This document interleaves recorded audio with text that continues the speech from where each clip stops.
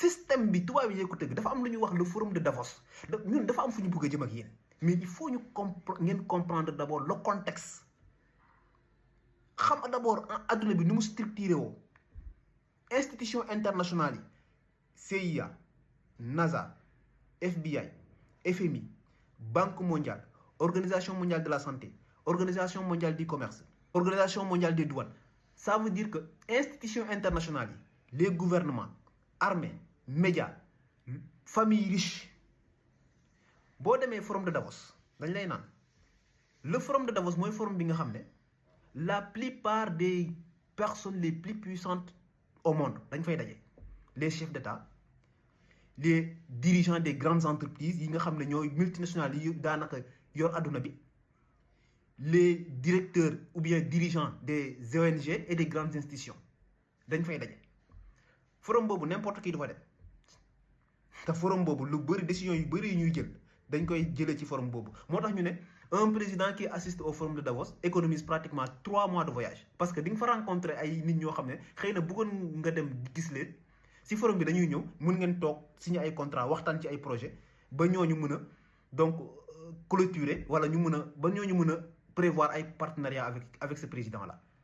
te pourtant bu fekkutoon forum bi demu fa xëy na mën na def 3 mois de voyage pour mën a rencontrer ñooñu ñëpp forum de Davos mooy forum bi nga xam ne économique la ce qu'on appelle le forum économique mondial bi nga xam ne moo gën a am doole jamono ji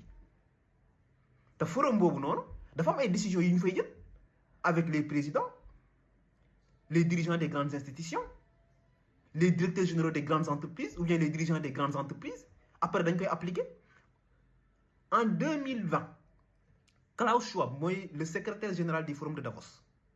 dafa demoon il faut qu'on lance le projet de la grande réinitialisation il faut ñu xoolaat économie mondiale bi ak habitude de consommation yi mais bañ ca jógee aujourd'hui dégg seetlu leen on parle de développement durable protection de l'environnement énergie renouvelable véhicule électrique fu mu jógee dañ ko accélérer te depuis lors lañ ko accélérer aujourd'hui tous les présidents même ñi fi nekk nii ñoo ngi ciy wax ci développement durable mais kon mënu leen a nekk système bi yow nga ciy dund non système bi lu muy def intéressé wu la naïveté weesuwu ko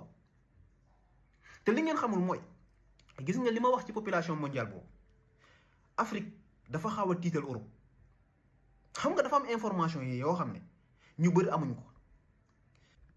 gis nga boo jëlee population mondiale nga xool l'Inde bi nga xam ne c'est pratiquement le pays le plus peuplé ñoo ngi nekk à 1,428 millions d'habitants 1,428 millions d'habitants nga dem Chine ñoo ngi nekk à 1,410 millions d'habitants environ Afrique ñoo ngi nekk ci 1,422 millions d'habitants Chine Afrique ak Inde ñooy zone géographique yi gën a peuplé États-Unis bii di dirige adduna bi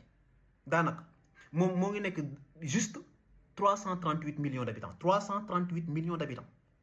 Europe nu muy rëy yëpp c'est 744 millions d'habitants environ 744 millions d'habitants motuñu sax 1 milliard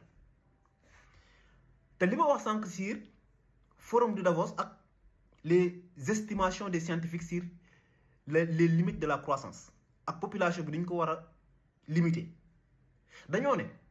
si chacun vivait comme un Américain il nous faudrait 5 planètes pour pouvoir satisfaire les besoins des peuples maanaam bu ñëpp di doon dundee comme américain maanaam américain day am kër am oto nu muy consommer maanaam seen habitude de consommation bu ñëpp doon dundee noonu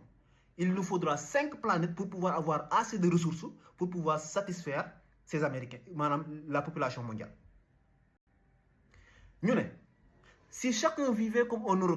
Européen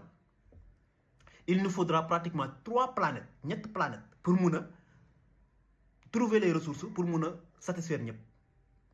mais xool leen ñu ne leen si chacun vivait comme un Africain il nous faudra juste 0,7 planètes ça veut dire moitié planète sax dinañu mën a satisfaire loolu li ngeen ci mën a jàngat mooy pauvreté bi nekk Afrique dafay dimbale maanaam équilibre de l'exploitation des ressources léegi ma leen di laaj est-ce que yaakaar ngeen ne tubaab yi ñi nga xam ne scientifique système bi ñu ko tëgg